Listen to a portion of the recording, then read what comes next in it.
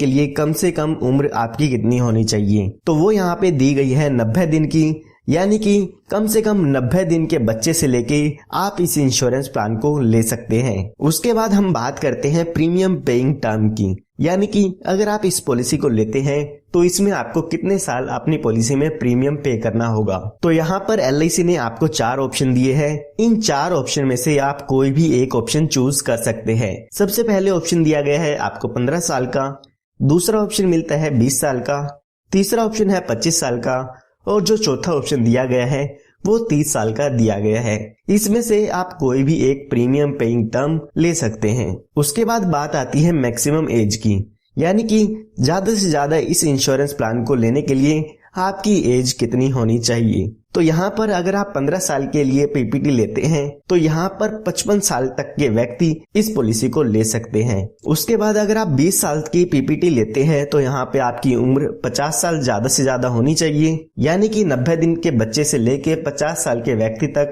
इस पॉलिसी को ले सकते हैं अगर आप 20 साल के लिए इसकी प्रीमियम पेइंग टर्म लेते हैं। इसी तरह से 25 साल के लिए यहाँ पे 45 साल दिए गए हैं और 30 साल के लिए यहाँ पे 40 साल की मैक्सिमम एज दी गई है। उसके बाद हम बात करते हैं मिनिमम सम एश्योर्ड की, यानी कि कम से कम बीमा आप इसमें कितने रुपए का ले सकते हैं। तो वो यहाँ पे दिया गया है 2 लाख रुपए का। 2 लाख रुपए का मतलब ये नहीं है कि आपको इसमें 2 लाख रुपए पे करने होंगे। इसके बेसिस पे आपकी जो भी पॉलिसी का प्रीमियम है वो कैलकुलेट किया जाता है। उसके बाद हम बात करते हैं मैक्सिमम सम एश्योर्ड की, यानी कि ज्यादा से ज्यादा बीमा इसमें आप कितने रुपए का ले सकते हैं। तो उसके लिए यहाँ पे आपको कोई भी लिमिट नहीं दी गई है। जितना आप इंश्योरेंस इसमें लेना चाहते हैं उतना इंश्योरेंस आप इसमें ले सकते हैं। हालांकि आपकी इनकम के प्रूफ पे डिपेंड करता है कि आपको LIC यहाँ पे कितना इंश्योरेंस देती है। तो आइए अब एक एग्जांपल लेके देखते हैं कि ये पूरा इंश्योरेंस प्लान कैसे काम करता है। तो एग्जांपल समझने के लिए मान लेते हैं कोई व्यक्ति है जिसकी उम्र 35 साल की है,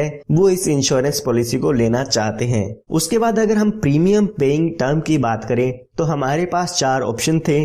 मान लेते हैं उसमें से जो दूसरा ऑप्शन था जो कि 20 साल का था वो इसमें वो ले लेते हैं। उसके बाद हम सम एश्योर्ड की बात करें तो हम मान लेते हैं कि वो 5 लाख रुपए का बीमा इसमें लेना चाहते हैं। उसके बाद अगर हम इसके प्रीमियम की कैलकुलेशन करते हैं तो जो पहले साल आपको इसका प्रीमियम पे करना होगा वो पे करना होगा 27,541 रुपए, जो कि आपको 1 साल में पे करना होगा। इसके बाद बाकी के बचे 19 साल आपको 26,948 रुपए पे करने होंगे। अगर आप 6 महीने में, 3 महीने में या हर महीने में प्रीमियम की पेमेंट करना चाहते हैं तो वो भी आप स्क्रीन पर देख सकते हैं। तो अभी जो आपकी एज है वो 35 साल की हो गई है। आने वाले 20 सालों के लिए यहाँ पे आपको आपका प्रीमियम पे करना होगा। अगर हम यहाँ पे टोटल प्रीमियम देखते हैं कि हम 20 साल में कितना पे करेंगे तो लगभग 5,40,000 रुपए के करीब हम यहाँ पे अमाउंट पे करेंगे अपने प्रीमियम का, जो कि है 5,39,533। उसके बाद जब आपकी एज 55 साल की हो जाएगी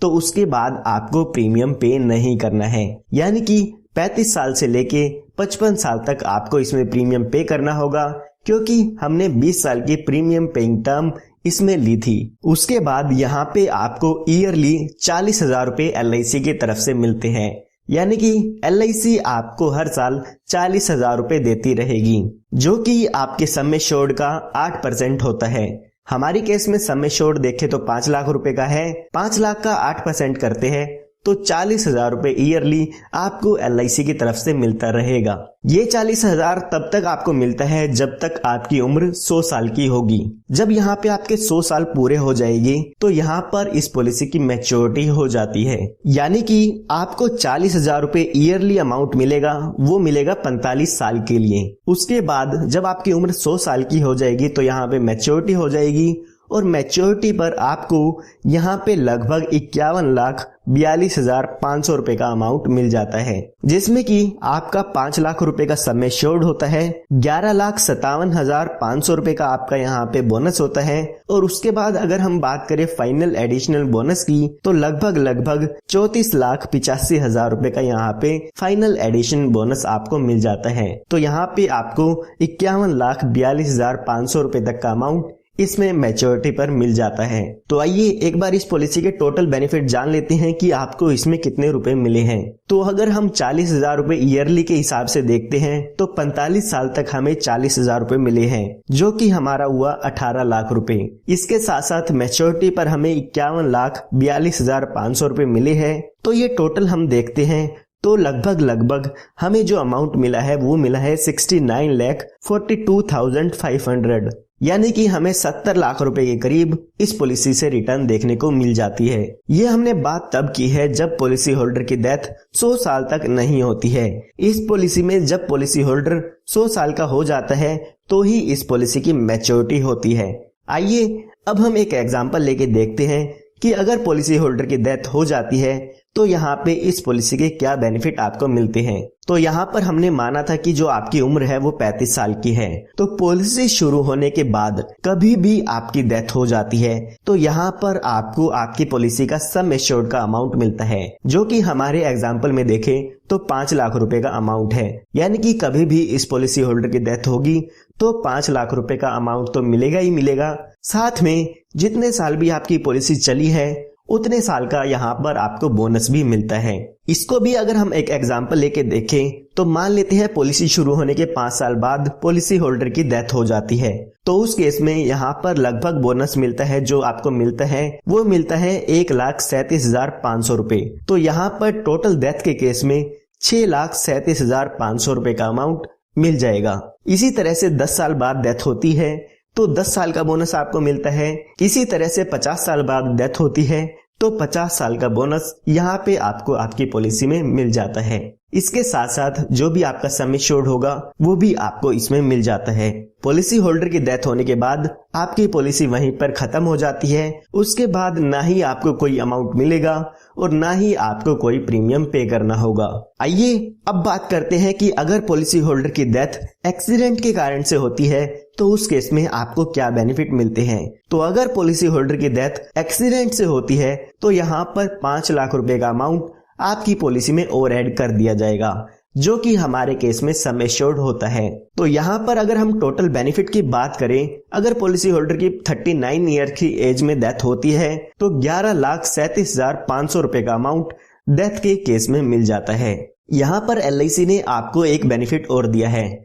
LIC कहती है कि आप इस डेथ बेनिफिट के अमाउंट को हमसे इंस्टॉलमेंट में ले सकते हैं। ये आपके लिए कंपलसरी नहीं है। अगर आप इसको इंस्टॉलमेंट में लेना चाहे तो 5, 10 या 15 साल की इंस्टॉलमेंट में ले सकते हैं। LIC आपकी इंस्टॉलमेंट में आपको इंटरेस्ट भी देती है अगर आप इस पैसे को इंस्टॉलमेंट में लेते हैं। पॉलिसी के दौरान पॉलिसी होल्डर को बताना होगा कि उनकी डेथ होने के बाद जो भी ये अमाउंट उनके नॉमिनी को मिलेगा वो लमसम में मिलेगा या इंस्टॉलमेंट में मिलेगा। काफी लोग यहाँ पे पूछते हैं कि उनकी पॉलिसी में रिस्क कवर कब से शुरू हो जाता है, यानी कि डेथ क्लेम कब से मिलना शुरू हो जाएगा। तो उन लोगों को मैं बताना चाहूंगा कि अगर आपकी उम्र 8 साल या 8 से ज्यादा है तो पॉलिसी शुरू होते ही आपका रिस्क कवर शुरू हो जाता है। लेकिन अगर आपके बच्चे की उम्र 8 साल से कम है तो पॉलिसी शुरू होने के 2 साल बाद या जब बच्चा 8 साल का हो जाता है तो यहाँ पर रिस्क कवर शुरू होता है। यानी कि इन दोनों कंडीशन में से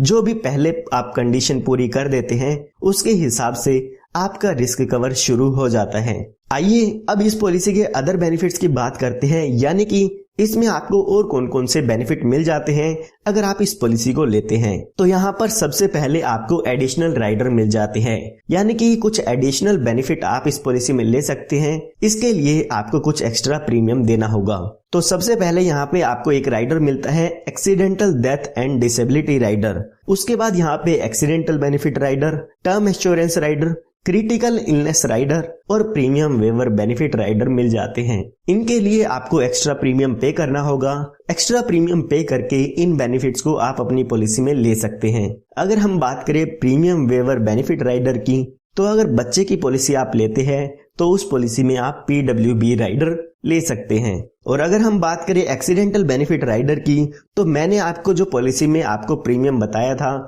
वो एक्सीडेंटल बेनिफिट राइडर ऐड करके बताया है। तो इसके लिए यहाँ पर आपको कोई भी एक्स्ट्रा प्रीमियम पे नहीं करना होगा। अगर आप एक्सीडेंटल बेनिफिट राइडर लेते हैं तो पॉलिसी होल्डर की डेथ एक्सीडेंट से होती है तो यहाँ पे जितने लाख रुपए का भी आपने एक्सीडेंटल बेनिफिट राइडर लिया है वो आपके डेथ क्लेम पर और ऐड कर दिया जाता है। इसके बाद यहाँ पे जो आपको दूसरा बेनिफिट मिलता है वो मिलता है लोन का, यानी कि आप अपनी पॉलिसी शुरू होने के 2 साल बाद अपनी पॉलिसी पर लोन ले सकते हैं। जो भी लोन का इंटरेस्ट होगा वो आपको आपकी LIC पर पे करना होगा। उसके बाद यहाँ पे आपको ऑप्शन मिलता है सरेंडर का। अगर आप अपनी पॉलिसी को बंद कराना चाहते हैं तो पॉलिसी शुरू होने के 2 साल बाद आप अपनी पॉलिसी को बंद भी करा सकते हैं। उस केस में जो भी पॉलिसी की सरेंडर वैल्यू होगी वो आपको यहाँ पे दे दी जाती है। उसके बाद यहाँ पे आपको 4 प्रीमियम पेमेंट मोड मिल जाते हैं। जो लोग साल में किस्त पे करना चाहते हैं वो साल वाला ऑप्शन चूज कर सकते हैं। जो लोग 6 महीने में किस्त भरना चाहते हैं तो वो लोग 6 महीने की किस्त का यहाँ पे मोड चूज कर सकते हैं। इसी तरह से 3 महीने में या हर महीने भी आप अपनी पॉलिसी की किस्त भर सकते हैं। उसके बाद यहाँ पे आपको ग्रेस पीरियड मिल जाता है, यानी कि आपको कुछ एक्स्ट्रा टाइम पीरियड मिलता है। अगर आप यहाँ पे हर महीने पॉलिसी की किस्त भरते हैं तो पॉलिसी की ड्यू डेट से 15 दिन आपको ग्रेस पीरियड मिलता है जिसमें आप अपनी पॉलिसी की किस्त भर सकते हैं। उसमें यहाँ पर आपसे कोई भी लेट फीस नहीं ली जाएगी। इसी तरह से अगर आपका प्रीमियम मोड ईयरली है, 6 मंथ में है या 3 मंथ्स में है तो इसी तरह से यहाँ पर आपको 30 दिन का ग्रेस पीरियड मिल जाता है। इसी तरह से हम टैक्स बेनिफिट की बात करें तो जो भी आपको यहाँ पे मैच्योरिटी अमाउंट मिलता है वो टैक्स फ्री होता है। उस पर यहाँ पे आपको कोई भी टैक्स पे नहीं करना होगा। इसी तरह से जो भी इसके प्रीमियम की डिडक्शन है वो आप इनकम टैक्स रूल्स के अकॉर्डिंग ले सकते हैं। उसके बाद हम बात करते हैं रिबेट की, यानी कि इसमें आपको डिस्काउंट कितना मिल जाता है। तो अगर यहाँ पे आप ईयरली पेमेंट करते हैं आपके पॉलिसी के प्रीमियम की तो आपको 2% का डिस्काउंट मिलता है। इसी तरह से अगर आप 6 महीने में अपनी पॉलिसी के प्रीमियम पे करते हैं तो आपको प्रीमियम पर 1% का डिस्काउंट मिल जाता है। उसके बाद बात आती है रिवाइवल की, यानी कि अगर आपकी पॉलिसी बंद हो जाती है तो आप कितने साल में आप अपनी पॉलिसी को फिर से शुरू करा सकते हैं। तो यहाँ पे आपको 5 साल का टाइम पीरियड मिलता है। 5 साल के अंदर अंदर आप अपनी बंद पॉलिसी को फिर से चालू करा सकते हैं। पहले ये टाइम पीरियड 2 साल था लेकिन अब इसे 5 साल कर दिया गया है। यहाँ पे आपको एक बेनिफिट और मिलता है स्पेशल सरेंडर वैल्यू का, यानी कि अगर आप पॉलिसी अपनी सरेंडर कराते हैं प्रीमियम पेइंग टर्म के बाद तो जो भी आपकी डेथ बेनिफिट होते हैं उसका लगभग 90% तक यहाँ पे आपको सरेंडर वैल्यू मिल जाती है। या हम कह सकते हैं कि आपके बेसिक सम एश्योर्ड और जो भी बोनस है उसका 90% तक आपको यहाँ पे आपकी पॉलिसी में सरेंडर वैल्यू मिल जाएगी। तो इस वीडियो में हमने LIC के plan Jeevan Umang plan number 942 की सभी डिटेल देख ली है। उम्मीद करता हूँ आपको इस प्लान के बारे में समझ में आ गया होगा। फिर भी अगर आपको कोई डाउट है तो वो कमेंट में पूछ सकते हैं, और अगर आपको ये वीडियो पसंद आई हो तो लाइक जरूर कीजिएगा क्योंकि मैं आपके लिए ऐसे ही वीडियो लाता रहता हूँ।